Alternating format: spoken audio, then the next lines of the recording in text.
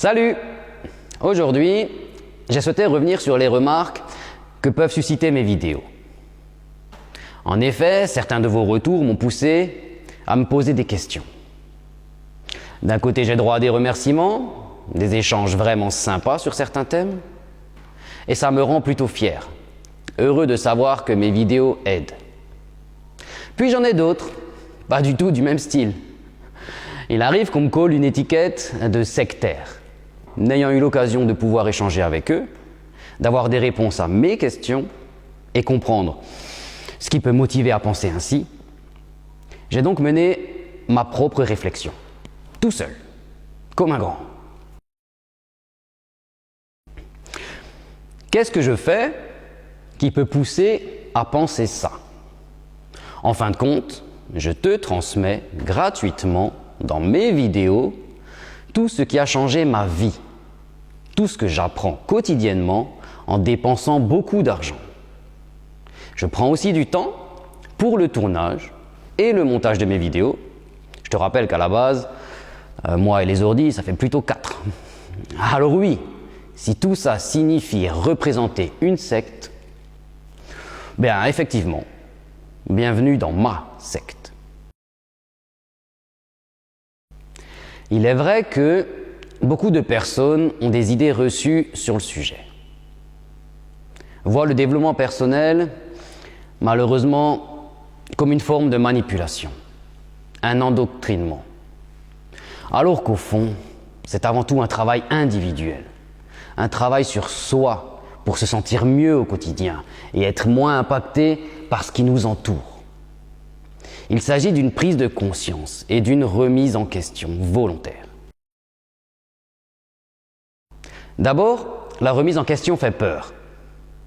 Beaucoup préfèrent rester dans leur zone de confort, plutôt qu'admettre qu'ils peuvent ou doivent changer. Ensuite, l'ego en prend un coup. Admettre qu'on peut se tromper, qu'on a des croyances limitantes, qu'on ne sait pas, ça demande une sacrée humilité. Il y a également un biais cognitif qui est présent chez tout le monde, le biais de confirmation. On n'aime pas avoir tort ou remettre nos idées en question. Bill Gates a dit à peu près ça et ça résume vraiment bien l'idée. Ce que l'homme sait faire de mieux, c'est interpréter les nouvelles informations ou découvertes afin que ses anciennes croyances restent intactes. C'est comme ça chez moi, c'est comme ça chez toi. Désolé, on n'y peut rien. C'est dans le cerveau que ça se passe. Puis il y a des gens qui s'accrochent à des excuses pour expliquer pourquoi leur vie ne change pas. Alors que oui, le développement personnel, c'est justement de dire « Ok, j'ai vécu ça, je vis ça, et maintenant, je fais quoi avec ça ?» Oui, cette question peut être brutale, mais elle est essentielle. Elle permet de reconnaître que tu as du pouvoir sur ta vie. Je le répète, chacun est responsable de son propre cheminement. Il est plus facile d'accuser le développement personnel de tous les maux que de se demander pourquoi ça nous dérange autant.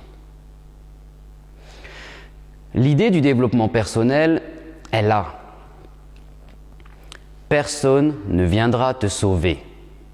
C'est à toi de faire le taf. Et cette vérité est difficile à entendre.